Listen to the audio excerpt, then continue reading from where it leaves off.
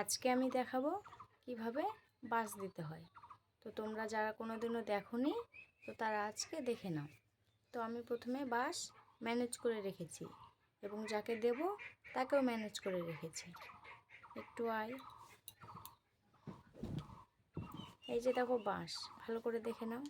তো তোমরা বাঁশ ছিলেও দিতে পারবা বা কঞ্চি সহকারেও দিতে পারবা, পাকা বাঁশও দিতে পারো বা কাঁচা বাঁশও দিতে পারো।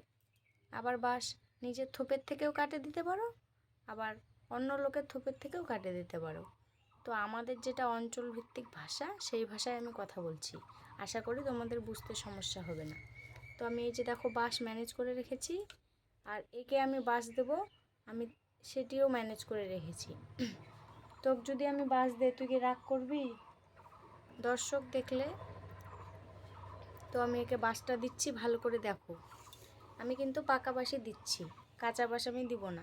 তোমরা চাইলে কাঁচা বাঁশও দিতে পারো। কে কোন বাঁশ দেবে সেটা তাদের উপরেই নির্ভর। এই নে, তোকে আমি বাঁশ দিচ্ছি।